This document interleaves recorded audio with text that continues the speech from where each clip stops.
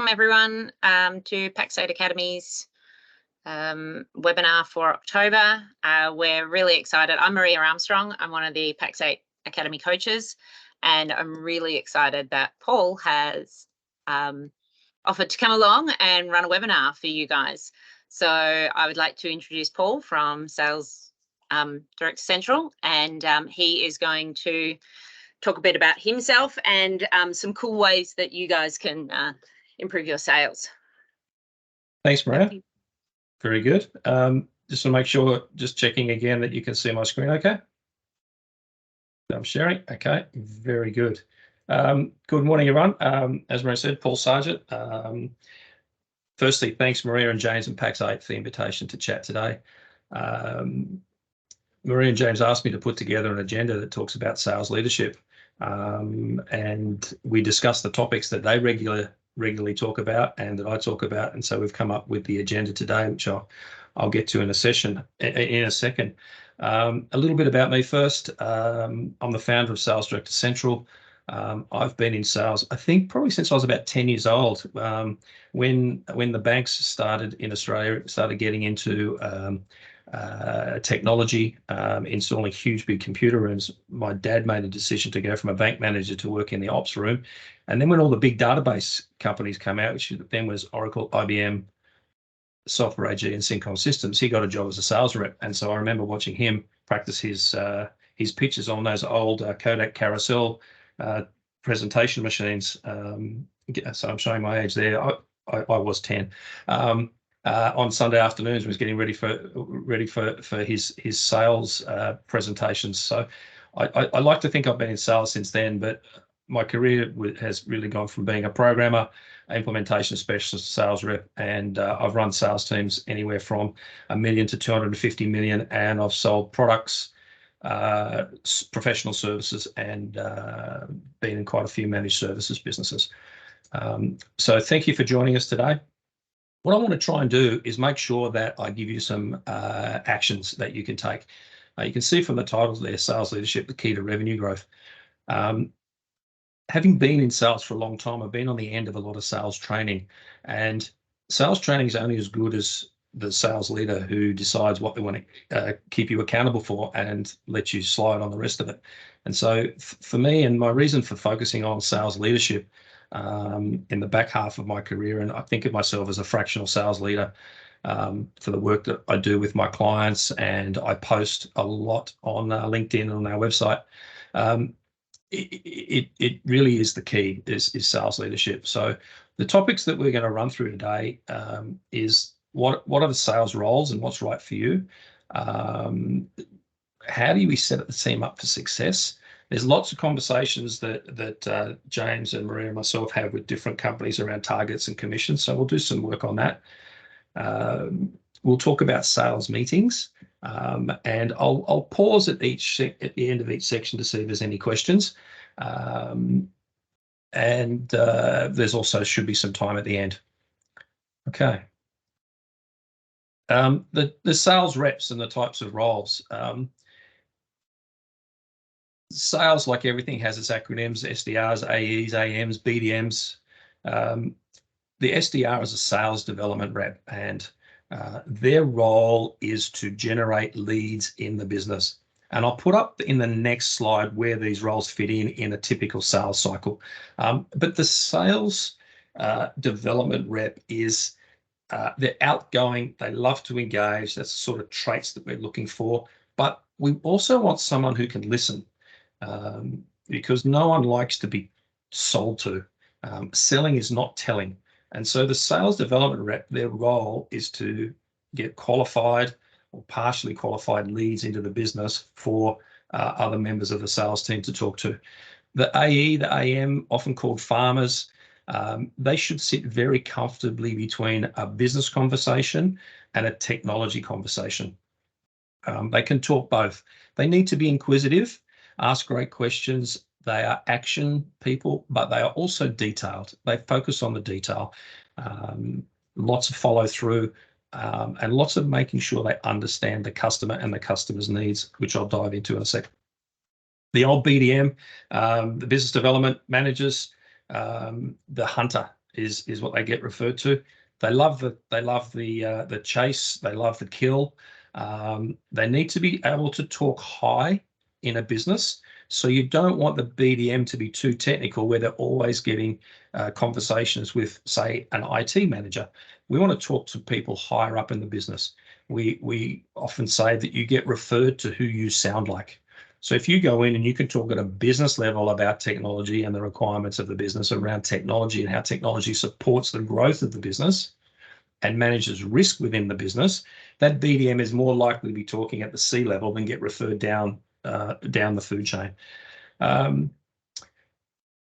Sales reps can be selfish and self-centered, because if you think about what they're trying to do, they're trying to maximize their performance levels, but also trying to put at the forefront of the business the needs of their clients. And the sales leader is almost opposite to that. They can't be selfish. They've got to be that loving parent, that, if you like, the benevolent dictator. They love to mentor and they want success for everyone in the team and the whole team. So that's the sort of people that we're looking for in those different roles. Another key trait of a good sales leader is science.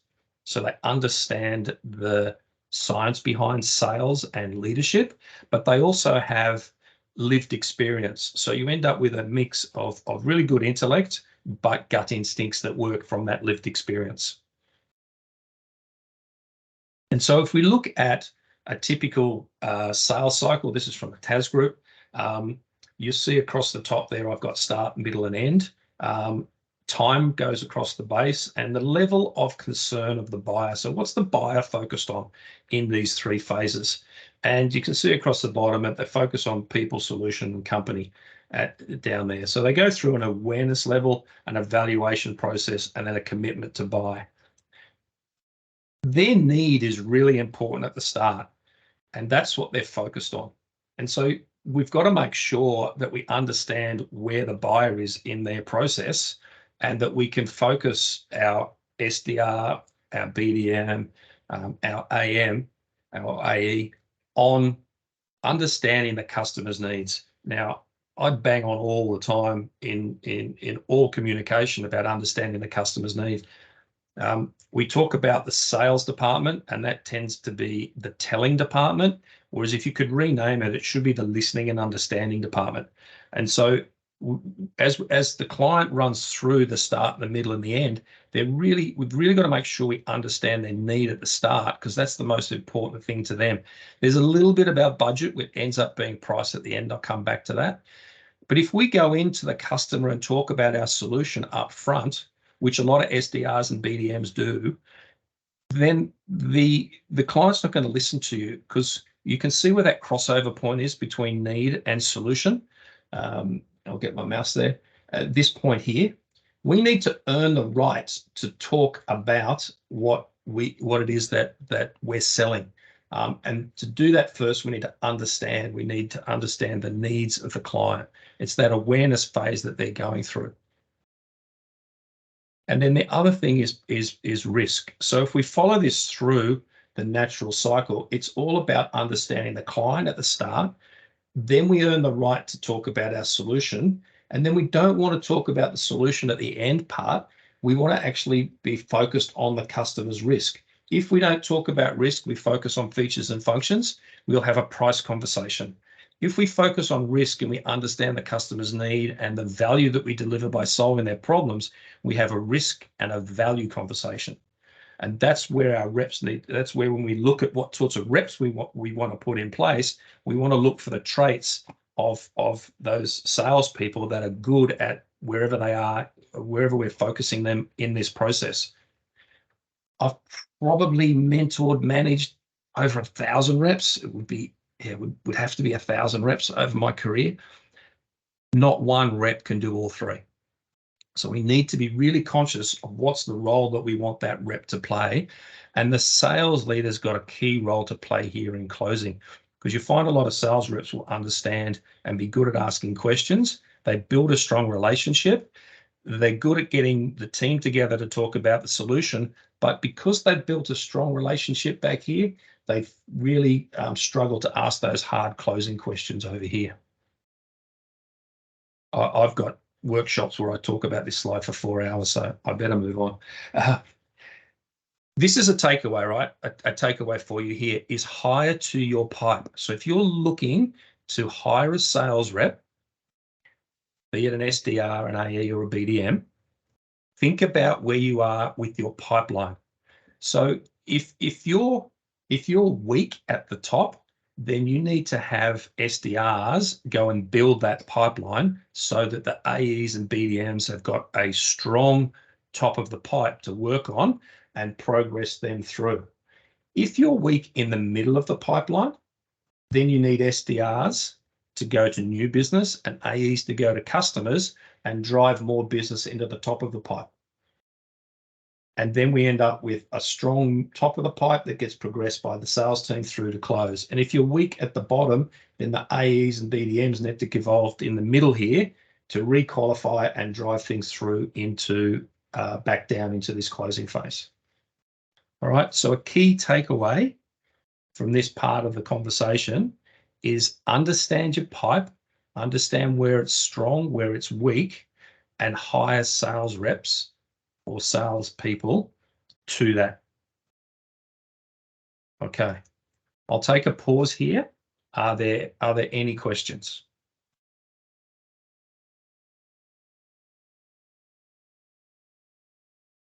While we're waiting for questions, I imagine we might have to do another one, another webinar down the track on understanding the pipeline. Yeah. How do I go about understanding my pipeline? Because that's another question.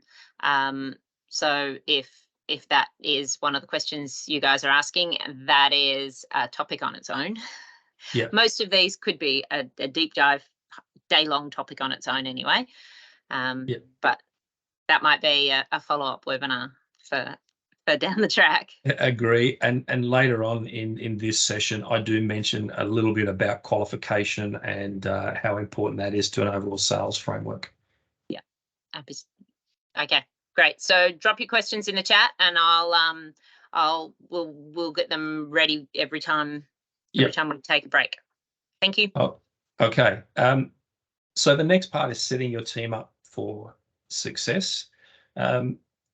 This is the house of cards that we often see.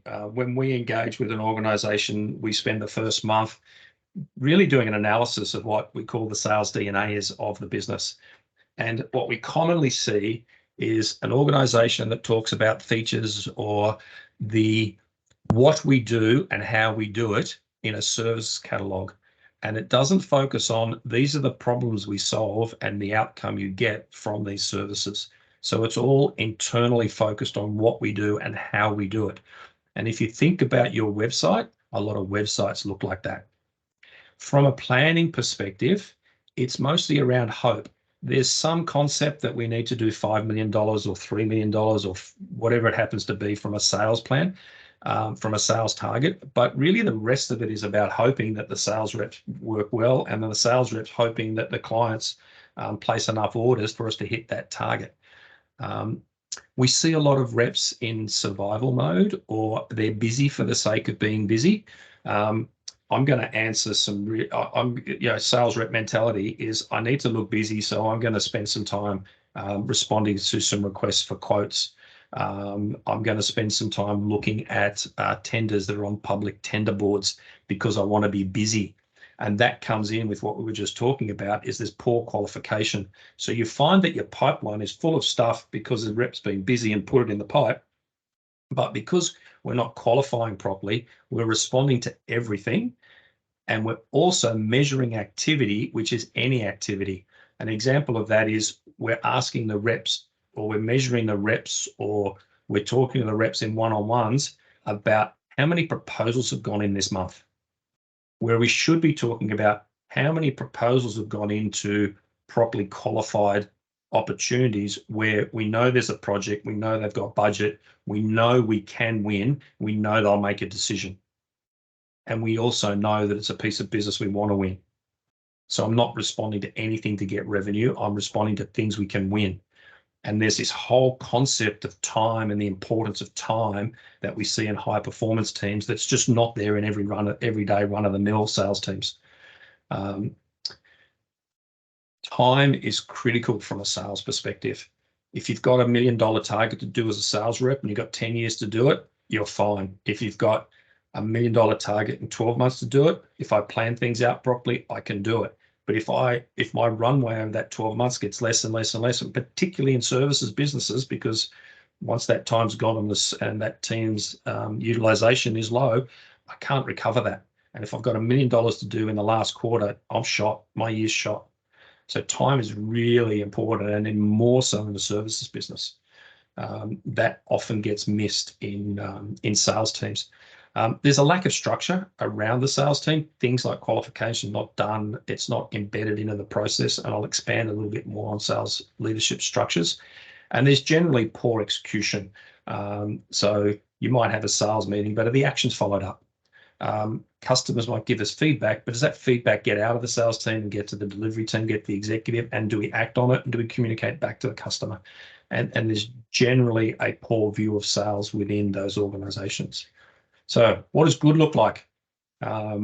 We call it having the right pillars in the business, a solid foundation for the sales team. And there's a focus on why and the outcome and value. And so the sales team is constantly focused on that. Yes, they understand the services that we deliver, but it's really trying to understand the unique situation of each client and understand how we can deliver value. Now, value is always perceived value from the client's perspective, but we need to understand the problems they have, the pain they're in. That way we can help them appreciate the value. Planning is very important. We don't want to rely on hope as a strategy. So high performance sales teams have a structure where the business says, we've got, and I've got some examples in targeting a little bit later, but there is a business plan that goes into a sales plan, that goes into territory plans, that goes into rep plans, that go into account plans. So I'm not hoping I do all this thing. I'm planning to achieve these targets at each level within the business. And I'm really clear on what I've got in my pipeline that can address those targets and where I need to build up and do some business development work to close that gap. We call that closing the gap. Qualification, the drive to good qualifications means we should be working on only deals we can win. We get a stronger pipeline. We're respecting our time and the time of people within the organization to only work on deals we can win. And our measures reflect that respecting of time and what I call that runway. So $1 million over 12 months is a 12-month runway. If I haven't sold anything in the first quarter, I've still got the same target, but my runway is 9 months. So just making sure that the measures that we put in place and how we're going to judge the success of the team as we're going forward have both lagging and leading indicators that are meaningful, that measure meaningful and effective activities, not any activities that result in busyness, rather than us progressing things through the pipe. We have a cadence, and I'll talk about this a little bit later. We have a rhythm in the business that's around sales that says we're running regular sales meetings. We know when the one-on-ones are for people. And I've got an example of that you can take a screenshot of. And we end up with what we call a winning culture, that the execution of the sales team based around these key pillars around the framework leads us to having a high performance sales team and a sales team that's respected by the rest of the business. And the aim of what we do and the aim of what we ensure our clients achieve is that they're actually putting everything in place so you get predictable, sustainable results. None of this one-off, we've had a great quarter, then we have a bad quarter. This is setting up a structure so I can actually scale the business based on predictable, sustainable results. And so when I put those two together, and yes, take a screenshot of this, think about your team. Think about the sales team in place. What do we sell? Are we selling features and functions, or are we solving problems? The client doesn't care about your features and functions. It's something that we put in front of them and try to get them to care about.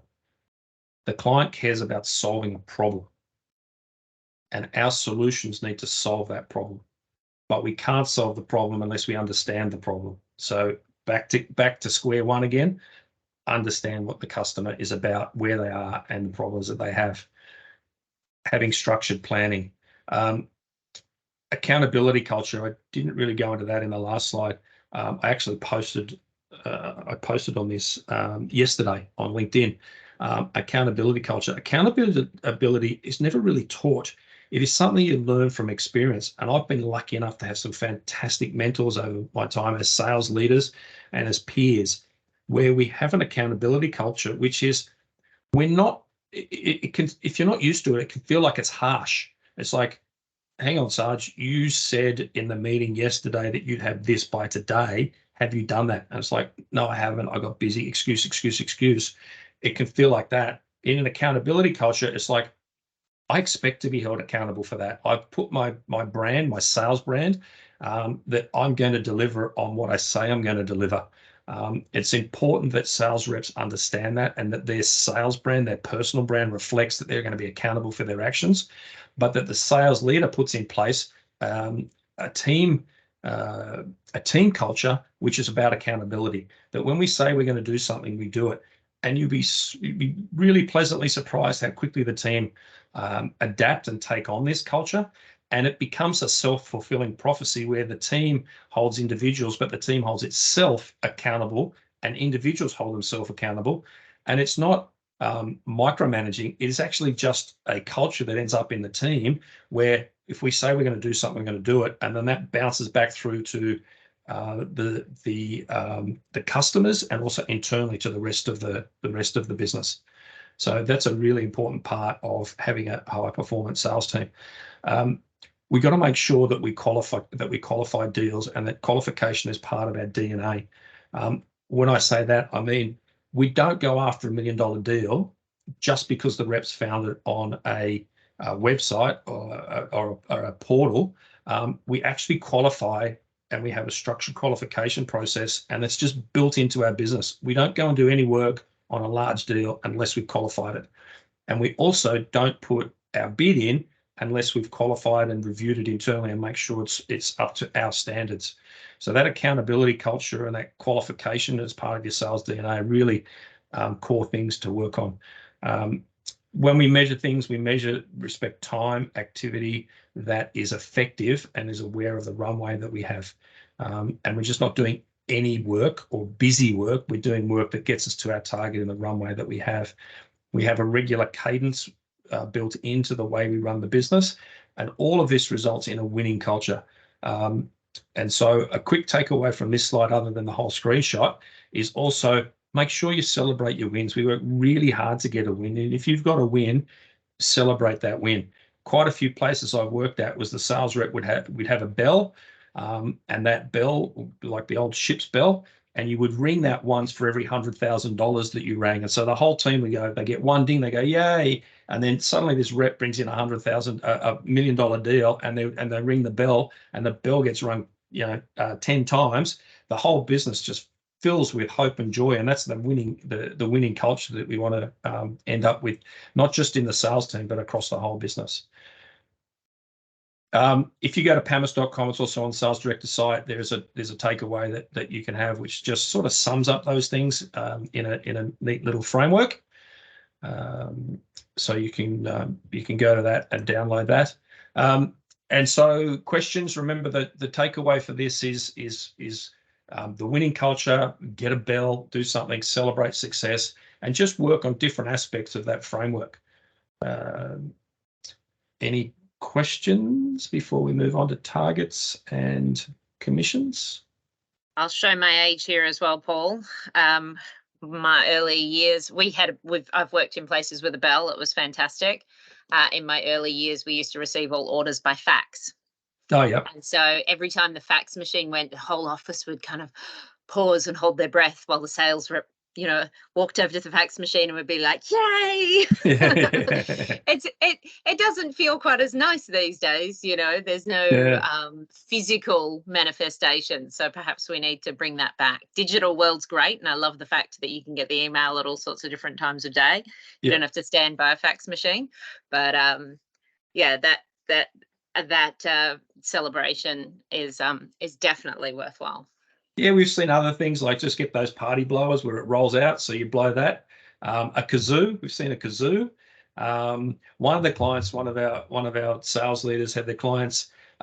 It was in the middle of COVID, so how did you do that? How did you celebrate? So they would all get on a video call, and they would all have to do this silly dance. So you do the silly dance for every deal that got done. So anything that just sort of breaks down some barriers, but also celebrates the fact that we worked hard to win this piece of business. All right. I'll keep going. In this next section, this has been driven by quite a few conversations I know that James and I have had with some clients around targets and commissions. And just we find that a lot of MSPs have grown up with most MSPs have grown up from the founder starting it. There's been no targets, no commissions. The business just goes and pedals as fast as it can. And you get to a level of maturity and you bring in some outside reps. It's like, okay, how does this targets and commissions work? So I've actually got some definitions and some takeaways from this as well. So sales targets, you can target your sales reps on what they call a sales target or a total contract value, TCV, and that's the total deal that's been done. You can do a revenue target or a margin target. I'm going to break these down in a minute. There's some questions. You've also got the concept of when I earn it versus when it gets paid, and how I measure it versus as sold, as delivered. So let me just break down a little bit on which one to use and some of the impact. Total contract value is one I would use where you want to just drive growth in the business and can almost separate out what sales is doing from your excellence in delivery. If you are good on and mature on what your service catalog is, and you know what it is that you're delivering, and you're managing your margins, you know your margins, and you've got strong delivery, you can be in a position where you say to sales, right, I'm going to actually reward you on total contract value. So go out and sell that 3-year managed services contract. If you want a little bit more control and a little bit more caution, you can do a revenue target. You still want to be pretty clear that your margins are good, but you want to hold the rep accountable for revenue that is delivered this year. You still have the rep has a backlog of future sales if they sell a 3-year contract, but we're only really looking at their reward this year, and their commission plan and their targets are based on revenue that's delivered this year. So that's a different way of looking at it. And then the other way is margin. So if your margins can be a little bit up and down, and you want to be clear that you're only paying commissions on the amount that is net to the business, after your COGS and expenses are taken out, then you might want to look at margin. Margin's also good if you have a culture where there's a lot of discounting. So discounting obviously takes away from margin, so reps are less likely to discount if they're paid on margin. And if your delivery is a little bit inconsistent, then you can pay on margin as well. Although as we get to, as I talk about as sold versus as delivered, if you do the revenue or the margin one in particular, if I sell something and I've signed, and I as a sales leader and as business, we're doing margin as a target, and we sell something and we sign off and we get services, the head of services, the CFO, and the head of the business to sign off on a 50-point margin deal, and the rep effectively is earning margin on that 50%, earning commission on the margin, which is 50%, that's as sold. But if there are issues in delivery and that margin ends up being 25, 30, 40%, then the rep is being hit on what they're getting paid, because we are earning margin at sold, but we're paying margin as delivered. And so you can play with the earned versus paid and as sold, as delivered to come up with the most effective plan that rewards sales reps for doing what you want them to do, but doesn't necessarily hurt the business for any exposure you have around margins. But also think about, are you hurting the sales rep because there's some poor delivery practices? All of this is a really good conversation for you to have when you think about which is the right way for us to go. Sales reps are mostly coin operated, and they will look at the commission plan, and it will be like water running downhill. They'll find the path of least resistance to maximize how much revenue, how much commission they're getting paid. And so we need to be really careful on what we do and think about how we're setting the target, how we're rewarding the rep when we're earning it. Typically earn on sold and paid when we're paid. Sometimes you can have paid when it's delivered and not the customer paid. That's a conversation. And then are we having them earn it and or pay it as sold or as delivered? So you've got all that complexity to work through. When you get it right, and I put a comment actually to one of my colleagues post today, who's talking about commission plans. When you get it right, I can confidently say to the owner of the business and the CFO, our role is to maximize the amount of commission we're paying. Because if we get it right, when we maximize the amount of commission we're paying, we're maximizing the performance of the business. Can be a hard concept for CFOs to grapple with, but I love having the conversation. So a couple of quick examples here. I've got a TCV and a revenue target. So if we look here, we've got a $12 million business target, and I've got a backlog. So that's recurring revenue, or in future years, or recurring revenue that's been sold in the past and is now in this year, or it's projects that have been sold and not yet delivered. That's what I'm talking about here is backlog. And so if we take away the 7 from the 12, we've got to get to 5 million worth of new business to make up that gap.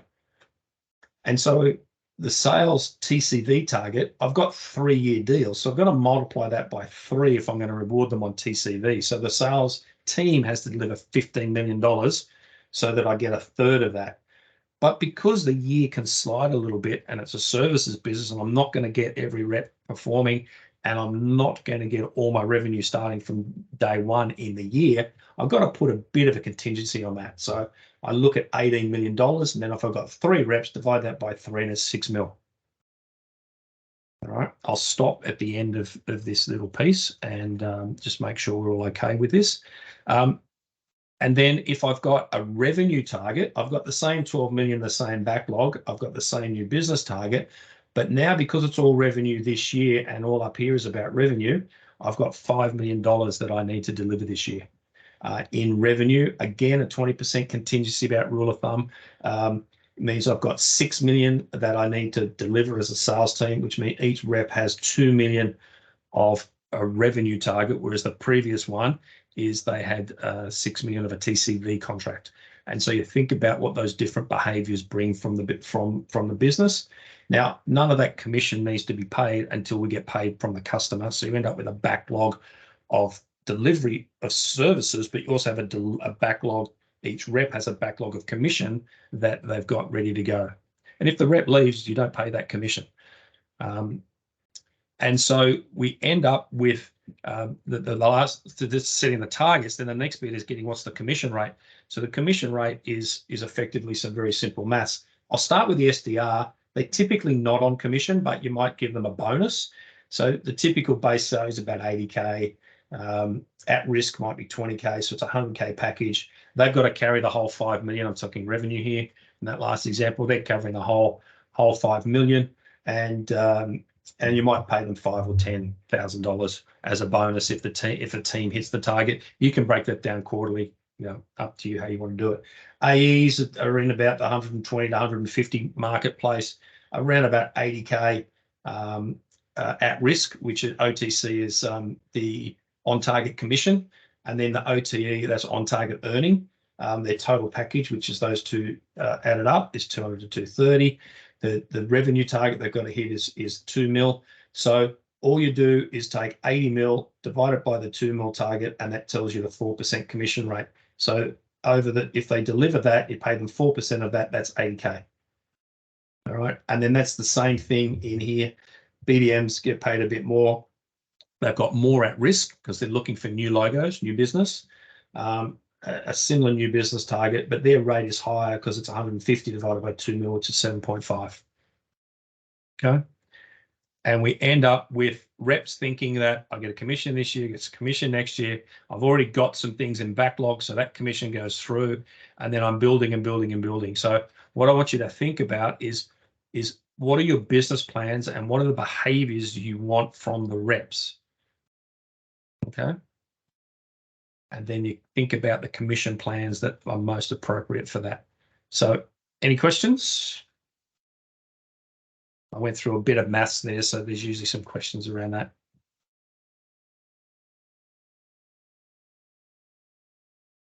That was really good. I like the way you broke that down with the comparison between the different kind of sales roles, because often I see them being kind of lumped into it's a sales role rather than they should be compensated differently based on the functions that they're undertaking or the approach. Yeah. So that was really good. Yeah, and you're right about CFOs getting worried about this sort of, paying. As a good sales rep should be one of the highest paid individuals within your business. Yeah. If they're not, then there's other questions there. That's right. That's right. And I cannot tell you how many CFOs I've had conversations with. Maybe I push it to arguments with about this whole concept. Yeah. And really, when we talk about a high performance sales team, the CFO's bought into that, and commission is paid like that. Sales reps should not have to chase it up because it's just so fundamental to their core. They are driven by success. They want recognition. Part of that recognition is a nice commission check. And so the business wants to keep those reps pumping. So it's like, boom, approved, done, approved, done. And you don't have to pay it monthly, you pay it quarterly. So you've got some time. And so you say, you could do things like your commission plan could be, here's how we're going to work out what commission you've earned, but we're going to pay you when the customer pays us the quarter before. We'll pay you in the end of the first month in the quarter after that payment has been made. And so your commission plans can be just ironclad, but please don't go into them without having some expertise, because sales reps will absolutely figure their way through it. Actually, now I think about it, a clause that you can put in right now to every sales plan that you have is just put in a clause that says we don't something along the lines of not having to pay out if it's 3 times what your commission is. So you just, in case you get it really wrong, you don't want to pay out more than 3 times or 2 times. Typically, the industry standard is 3 times. But when you talk to the rep, say, if that deal is legitimate and you've brought it in and the plan is right, then we will pay that because it's great for the business. Like they might have a $2 million target, they bring in a $20 million client. Happy days, let's pay that. But if circumstances are the rep's done nothing and we end up with what they call a bluebird, we don't want to reward the rep for doing nothing. And so you just have that. I typically have that clause in, but then explain it. So reps will look for an unlimited commission plan, but I'd recommend having a base in there or a top, but explain to them that it is unlimited if you've done the work to bring it in. Almost trap for young players there. Okay, I'll keep going, and thanks for that comment as well. All right, sales meetings, so the last topic today. I'm trying to get it finished so we've got some time for Q&A at the end if we need. The types of sales meetings that get had in a business are sales meetings and one-on-ones, and I've brought them out because they're core to the performance of the team, and I'll talk about today. But there's also qualification meetings, account review meetings, deal reviews, and a few others. But effectively what we want to talk about is how to run an effective sales meeting and a one-on-one. What I often see from sales meetings is, let's say you got 4 sales reps, you've got 4 sales reps, you've got the sales leader, you might have the owner of the business, you might have the head of delivery, all sitting in a sales meeting. And we go around the room and everybody talks about where they are in their pipe and their key deals.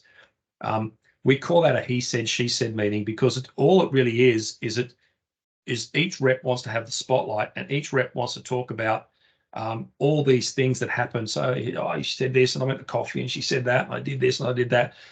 Like, no, we are wasting time with that sort of a meeting. We want to do the detailed run through the pipeline with the individuals, and not have all that talent and all that time, remember, respecting time, sitting around a meeting. Those other 4 reps are completely switched off when that one rep might have 10 or 15 minutes of the limelight.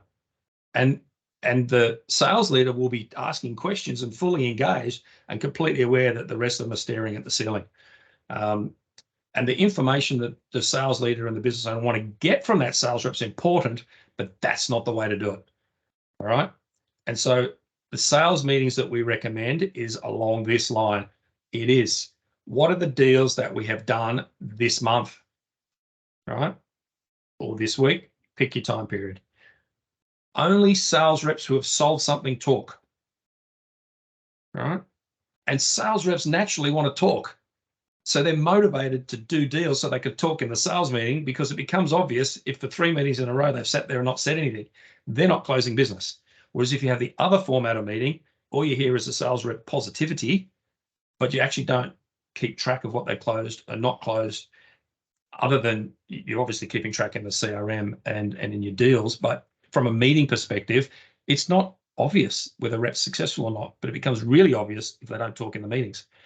And the deal done is, I closed Pax8 for a 3-year, $3 million deal. The reason they bought from us was because they had a real risk around their security, and we were able to address their essential 8 issues and put a managed security contract in place. The learnings that the other reps and the other members of the team get from that is fantastic, because they know what's been sold and why it's been sold. Right? It's about a 2-minute, 3-minute session from the deal's done. So this part of the meeting takes, let's hope it takes 15 minutes, but typically this is a 5 to 10 minute conversation on the deals that have been done.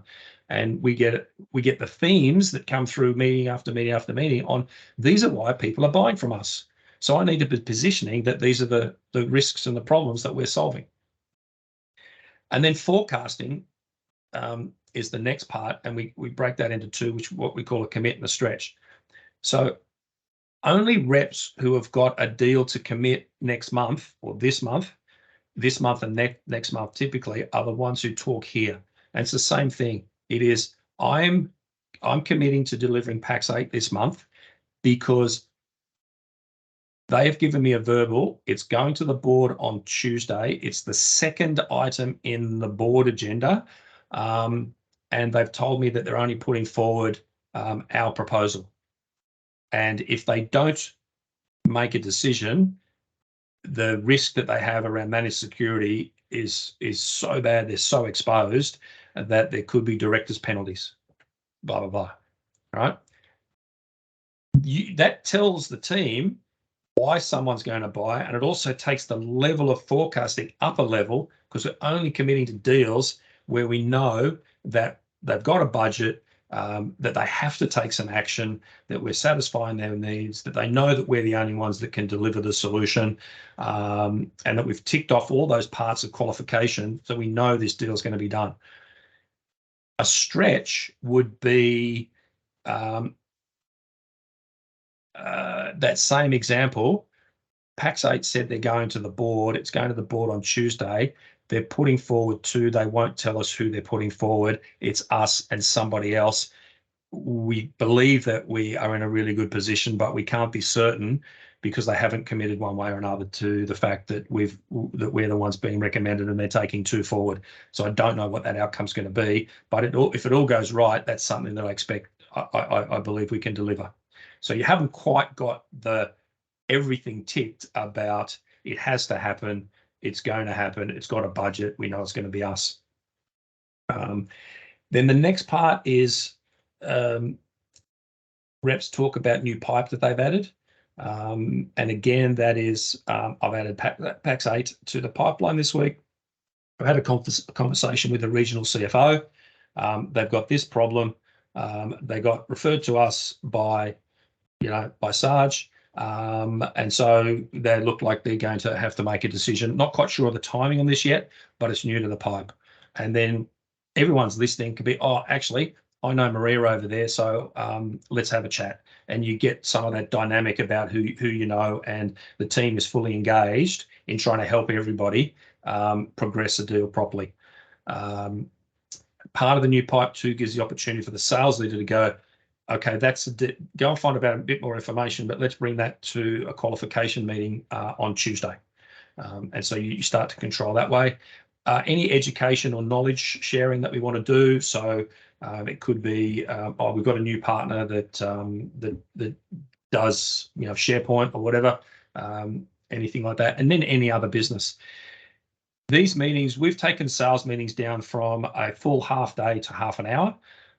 Most of the time you'll find they'll go with 2 or 3 reps. This will be a meeting that should be somewhere between 30 and 45 minutes, and they are spot on, they are accurate, and we're following up actions as part of this as well. So if someone's committed a deal and that deal in the next month doesn't come up as a deal that's been done, we're saying, hang on, you committed this last month, then you and I need to have a chat about that in the one-on-one, or why didn't it happen? Okay.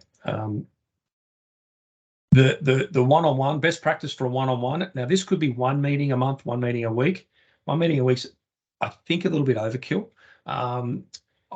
I've often felt comfortable in dividing this up into 2 meetings and have the first part as the first part of the month and the second part of the month, so every second week. But what we want to talk about the sales rep is, okay, how are you year to date against your target? I've got a $2 million target. I've closed 1 million. Fantastic. So you've got a $1 million gap. What's your gap? What's your commit, stretch, and your strength of your pipeline? I've got 500K that I'm really confident I'm going to close between commits and stretches. Okay, so then you've got a further gap of 500,000. Okay, how are we going to do about, what's your pipeline look like? Well, I've actually only got 500K in my pipe, but we should have 3 times that. So what are we going to do for your business development plans, the BD plans, to generate a further to generate that $1.5 million pipe to close that gap? Some more maths. And then you want to get a little bit personal with them, like how are you going? What do you see as obstacles to closing businesses? Where are you getting caught? I'm getting caught up in the early stage of discovery. I need some better questions. This really gets into the one-on-one mentoring. I'm really struggling with how we do proposals, or I can't understand this, or can't understand that, or hey, we're going to do some training, or where's your career? Things like where's your career heading? It starts to really get into I'm feeling a bit burnt out at the moment. Okay, well, let's talk about that. Or I'm really struggling with this person in the business, or I'm really struggling with this customer. And it really becomes quite open. Or, hey, my wife's expecting and things are going to be great for the next 8 months, but then I need a little bit of time around that, blah, blah. So you get to really understand the motivations and where your rep is, and you're keeping in really close contact with them. This is designed with what we see is a lot of people hire a rep and leave them to fail. This is supporting them to be successful. I mentioned about the cadence. This is a takeaway. Feel free to take a screenshot of this. As a sales leader, you should be thinking about your week something like this. Now, the times don't matter, but you should have a regular sales meeting. You should have regular time booked for your one-on-ones. You should have regular time blocked in your calendar for qualification meetings, deal reviews, and account reviews. And then the rest of the time, you're mentoring and preparing and visiting customers. We're belly to belly. We're hip to hip. So I would encourage you to adopt as a minimum this one-on-one with your reps and to think about planning out your business, your calendar as a sales leader like this. Okay, my target was to finish with 10 minutes left to go. So I've done that. I would like you to ask questions. Remember what we've covered. Remember the actions we've taken. I want you to think about what you'll do differently. Write it down. Write it down now. Put it in the chat. Do something, but make sure that you take an action out of this. Whether it's hiring to your pipe, putting elements of the sales framework in place to improve your sales DNA. Think about the rep behaviors and what your account plan or what your commission plans need to be. Is it the one-on-one format? You're going to start to plan out your week. Think about that. I measure sales DNA as part of our business. The value is priceless. The cost is typically $20,000 for a client to do this. We do this for investors. We do this for organizations who want to understand where they are amongst all these things I've spoken about today. If you email me, Maria, with Sales DNA Pax 8 before the end of the month, I will do one of these for free for you. All right? And you will get tremendous value for it. Our clients do as part of our engagement.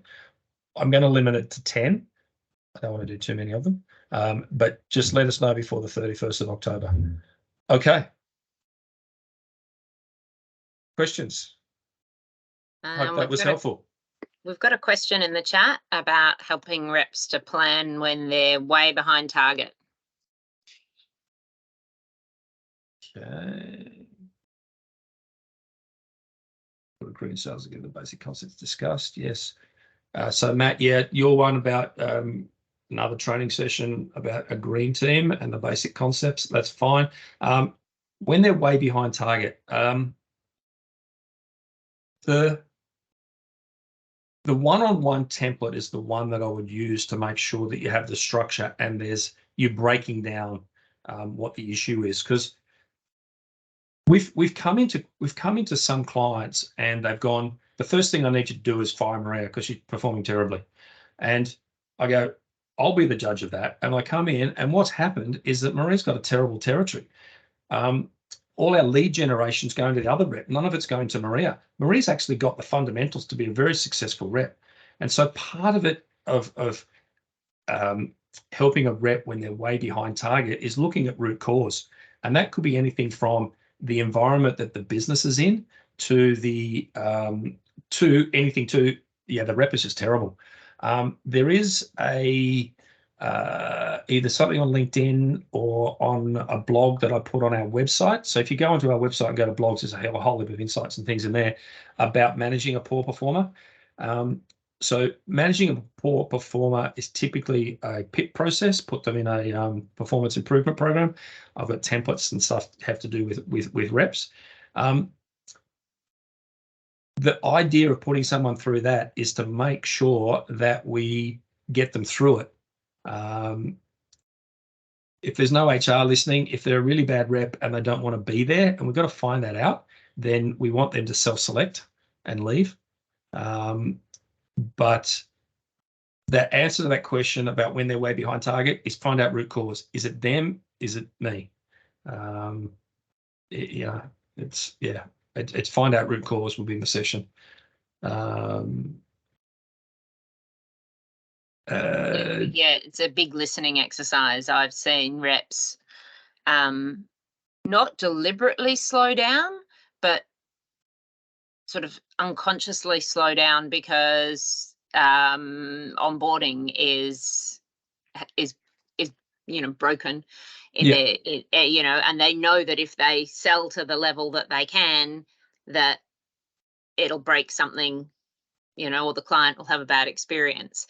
Now, it tends to be unconscious, but that sort of slowdown can happen as well. So, finding that root cause is really important. And sometimes it is just that they're the wrong fit or, wrong territory, or there's a whole list of things, isn't there? Yeah. One of the questions I ask is, do you believe in our company? Do you believe in our ability to deliver? And our products. Yeah. And do you believe we could solve our customers' problems? Yeah. And when you get up in the morning and you're looking in the bathroom mirror, are you excited about coming to work, or do you just not want to come to work? Mm-hmm. And it's got to be at that personal level. Yeah, it's really hard to sell a product if you don't believe in the delivery or the product or the service. Yeah, definitely. Yeah.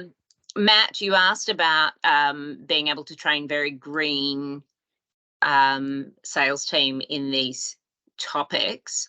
Ultimately, having this overview of understanding of what their sales leadership needs this video is going up on YouTube, absolutely get your green reps to look at it, because this is talking about the concepts. Obviously, we haven't done a deep dive into how to do things, because Paul said, you know, a lot of these topics are full day or half day topics on their own. But if they can understand the concept of what their sales leadership needs from them, that's going to make a really big difference in how they communicate to you. So if you say, we're going to structure our sales meetings this way, the reps understand the why behind what you're asking for, and that can make a really big difference. Yeah. And our businesses, we go into organizations where either the sales leader is just completely swamped from time because they're probably running the business as well, or they're new, or there is none. And so we go on in as a fractional sales leader, because not every business can afford to pay someone like me as an FTE. So we'll go in, you know, half day a week, a day a week, that sort of thing, and mentor the sales reps, put all these structures in place. It's a 12-month program. It's, to give you a price range, it's between 65 and 130K. If you're hiring a sales rep, like a sales leader with my experience, you're probably paying 400,000 or 500,000 for that for 12 months, plus on costs and other things like that. So it's a pretty effective way of getting experience of someone like me into your business. We've got a team of about what are we now? About eight sales leaders. They're all grey-haired, 15 years sales leadership experience, pretty much, yeah, all in the tech space. And so we say, if you're selling a complex solution to an infrequent buyer, that's when you want to engage these sorts of practices. That was my little ad, Maria. Well, thank you very much for running the session today. That was my pleasure. Fantastic. As I said at the beginning, Georgie, you asked if we've recorded it. Yes, we've recorded the session. I'll be popping it up on our YouTube channel. So check out Pax8 Academy APAC. I will shoot a link through to everyone who registered for today, or who attended today as well, so you can see the so you've got a direct link to the video. But there's loads of other bits and pieces on there. We did a great marketing one a few months ago, which sort of talks about the top of the pipeline. So we're, you know, maybe watch them both, rewatch this one and watch our marketing one and get a bit of an end-to-end picture. Yep. My email address is on should be on the screen now. And Maria's, what's your email address? I'll be sending out an email, so you'll all get my email. Everyone will get it shortly. Yep. Yep. Beautiful. Thank you. All right. Thanks, everyone. Bye. Thank you.